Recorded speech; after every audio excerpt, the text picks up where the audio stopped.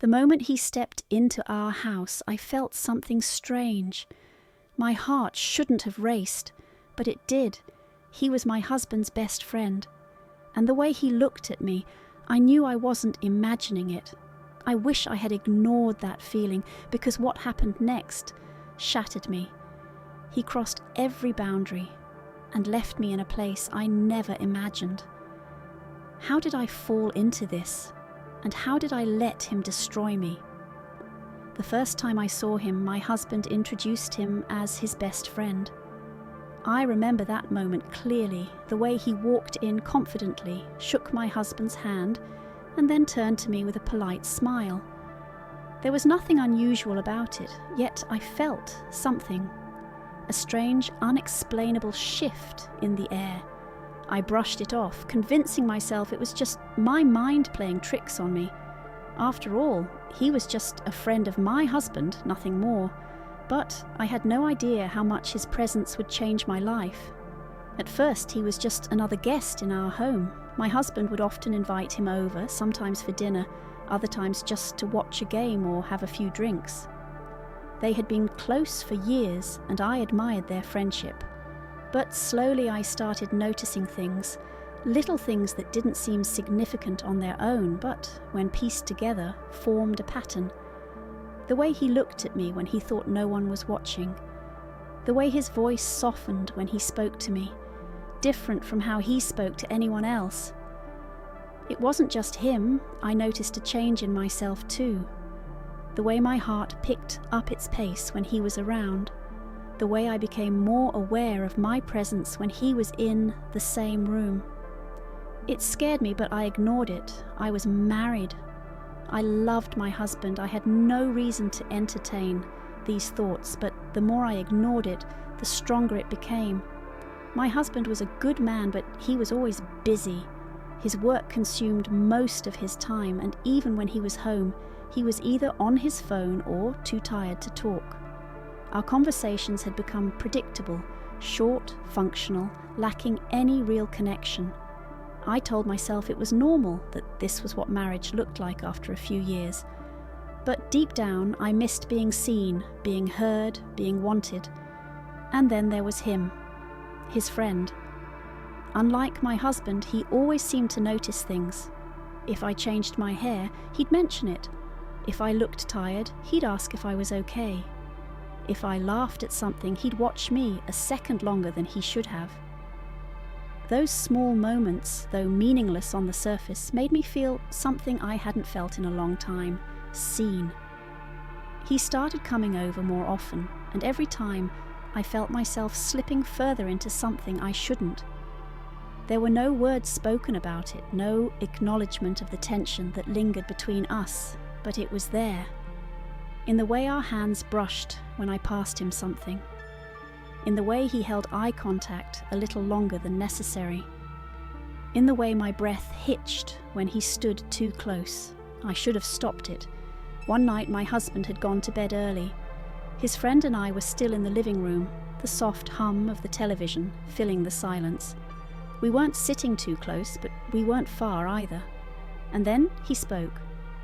"You seem different lately." His words were simple, but they held weight. I swallowed hard, forcing a smile. "Different how?"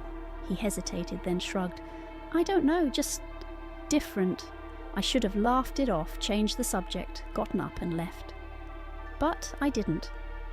Instead, I met his gaze, and for the first time, I allowed myself to acknowledge what had been growing between us.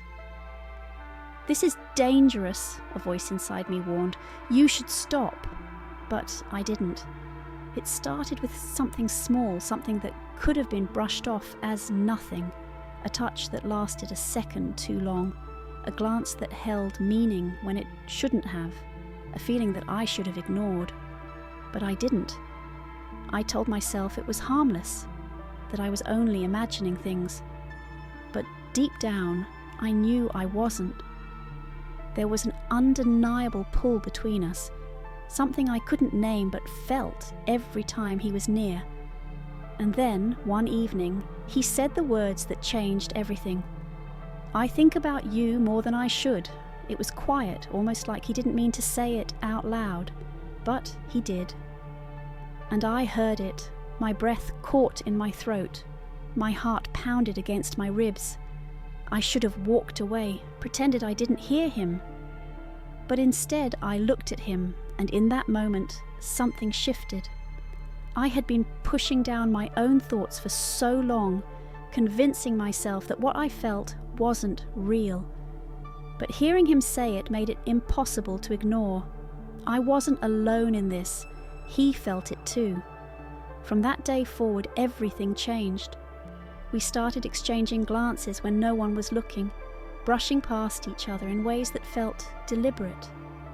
When my husband was distracted, he'd find a way to stand closer, his presence enough to make my skin tingle. And then there were the texts. They started off innocent, small, gizrania casual conversations that could be explained away. But slowly they turned into something else. Messages filled with longing, with hidden meanings, with words that should have never been spoken. I told myself it was nothing, that we were just playing with fire, but we'd never actually let it consume us. That as long as no real lines were crossed, it wasn't wrong, but deep down I knew I was lying to myself. And then it happened. The first kiss, a moment of weakness, a lapse in judgment. I knew it was wrong, but in that moment, I didn't care. The rush, the thrill, the excitement, it drowned out every logical thought. But as soon as it was over, reality crashed down on me. Guilt, regret, fear. I told him it was a mistake, that it couldn't happen again. He agreed, but we both knew it was a lie. Because once that line had been crossed, there was no going back. The excuses started. I found reasons to see him, to be near him. I started telling my husband I was running errands when I wasn't. I felt guilty, but the excitement outweighed the shame. The stolen moments, the whispered conversations, the feeling of being wanted in a way I hadn't felt in years. It became an addiction. And then he said something that shook me. "Leave your husband, we're meant to be." I froze. The fantasy had always been just that, a fantasy. But now he was asking me to turn it into reality. He made promises, painted pictures of a life together. He made me believe that what we had was real, that it was more than just an affair. For the first time, I started wondering, what if? What if I walked away from my marriage? What if I took the risk and chose him? What if everything he said was true? But what I didn't realize was that I was falling into a trap that would soon destroy everything I had left. At first, everything felt perfect. He said all the right things, made me believe that what we had was special, different, something worth fighting for. He told me he loved me, that I was the only one who truly understood him, and I believed him. I believed every single word. But slowly things began to change. The man who once made me feel safe and adored started showing a different side of himself. It was subtle at first, small comments, little moments that didn't seem like much on their own. But when I look back, I realized those were the first cracks in the illusion I had fallen for. He started getting jealous easily. If I so much as spoke to another man, even in a casual setting, he would get quiet, his mood shifting instantly. "Why did you laugh at his joke?" he once asked, his voice low, controlled. It was such a simple question, but something about the way he said it sent a chill down my spine. I brushed it off, telling myself he just cared too much, that maybe he was just scared of losing me. But then it started happening more often. One evening I was on the phone with an old friend. Nothing romantic, nothing inappropriate, just a conversation. But when he found out, his face darkened. "Why do you need to talk to anyone else when you have me?" His words stung, but I told myself he was just insecure, that he needed reassurance. So I started pulling away from people. At first it was my choice, or at least I thought it was. I stopped texting friends as much, making excuses for why I couldn't meet them.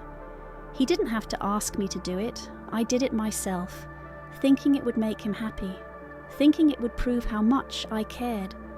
But the more I gave up, the more control he took.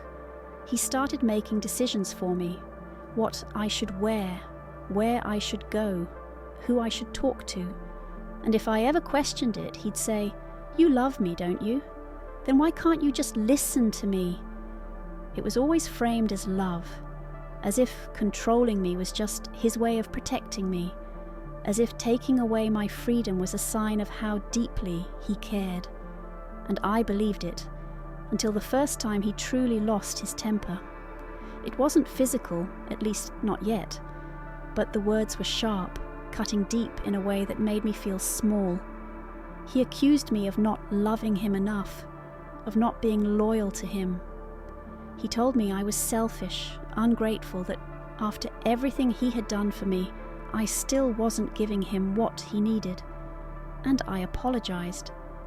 I apologized even though I had done nothing wrong. I found myself begging for his forgiveness, desperate to make things right, even though I wasn't the one who had hurt him. That's when I knew I was losing myself. The more time passed, the more isolated I became. I barely spoke to my husband anymore. I had pulled away from my friends, distanced myself from my family. He was the only person left in my life, and that's exactly how he wanted it. But the irony? The more I gave up for him, the more distant he became. At first he had been so attentive, so present. Now he would disappear for days without a word. And when I asked where he had been, he'd get angry. "Why do you always have to question me?" he'd snap. I started feeling like I was walking on eggshells, never knowing what mood he'd be in. One day he'd be affectionate, telling me how much he loved me, how we were meant to be together. The next, he'd be cold, distant, as if I were nothing to him. And yet I stayed, because I had burned too many bridges, because I had given up too much to turn back now, because the thought of admitting that I had made a mistake was too painful to face. But deep down, I knew I had fallen for a version of him that never truly existed, and now I was trapped. I never thought the moment would come when I would see the truth so clearly. For months I had ignored the warnings, the uneasy feeling in my gut, the way his actions never fully matched his words. I had convinced myself that he loved me, that everything we had sacrificed was worth it. But the truth was waiting for me, and when it finally hit, it shattered everything. It started with a lie, a simple, undeniable lie. He told me he was somewhere, but I found out he was somewhere else. At first I tried to justify it. Maybe he had a reason. Maybe there was an explanation, but deep down I knew this wasn't the first time. This was just the first time I had proof. I confronted him, my hands shaking, my voice barely holding steady. "You said you loved me," I whispered, hoping, begging for some kind of reassurance, something to prove that I hadn't given up everything for nothing. But then he laughed. Not a nervous laugh, not an apologetic one, a cold, empty laugh that sent a chill through my body. And then he said the words that I will never forget. Did I? 2 simple words, but they destroyed me. I stood there, frozen, unable to breathe. The man I had risked everything for, the one I had trusted with my heart, was looking at me as if I were nothing, as if I had never mattered at all. I begged for answers. I wanted to know why. Why had he done this? Why had he made me believe in something that was never real? But the more I asked, the more distant he became. He didn't care. He never had. And then, just like that, he walked away. He didn't try to fight for me. He didn't apologize. He didn't even look back. I stood there watching him leave, feeling my entire world crumble around me, the love I thought we had. It was never real. The future I had imagined, it was never going to happen. I had been nothing more than a game to him. And now that he was done, he was moving on, as if I had never existed. And that's when reality truly hit me. My husband found out. I don't know how. Maybe he had suspected for a long time. Maybe he had seen the signs that I had been too blind to notice. Or maybe, in the end, the truth always finds a way to come out. But when it did, everything was over. My marriage, my home, the life I had built for years. It all came crashing down in an instant. And the worst part? There was no one to blame but myself. He was gone, and I was left with nothing. No husband, no love, no future. I had ruined everything for a man who never truly wanted me. And now, I was alone. The weight of regret was suffocating. If I could turn back time, I would undo everything. I would go back to the moment I first felt something for him and walk away. I would ignore the stolen glances, the whispered words, the temptation that had led me down this path. But I couldn't change the past. All I could do was live with the consequences. In the days that followed, I felt completely lost. Everything I had believed in, everything I had sacrificed, now felt meaningless. I had built my world around a love that was never real, and when it all crumbled, I was left with nothing but regret.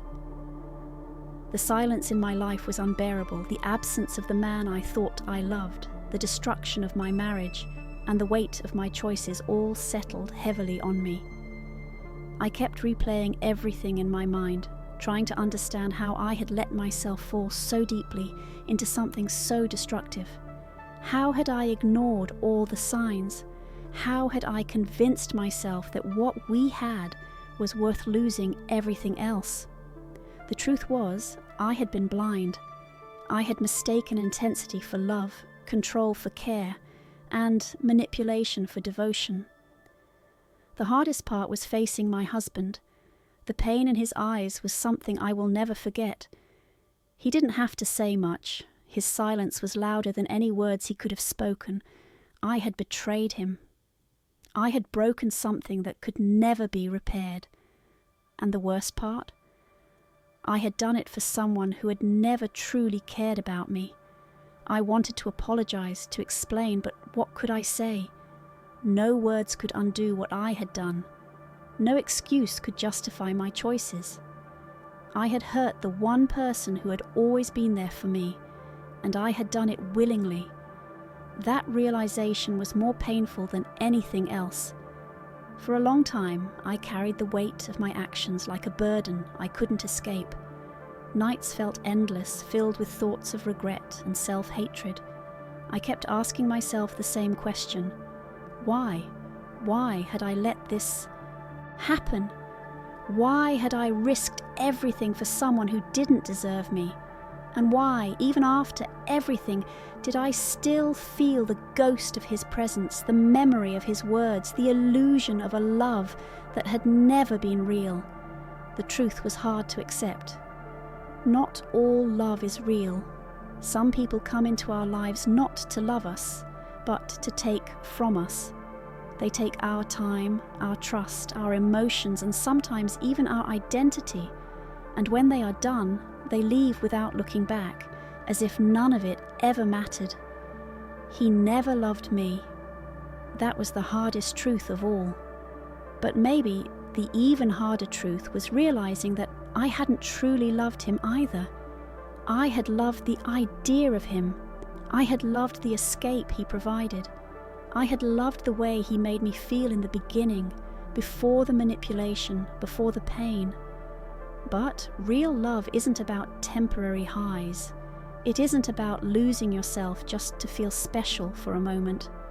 Real love doesn't make you destroy your own life. And so I had to accept what I had done. I had to stop blaming him, stop making excuses, and face the reality of my choices.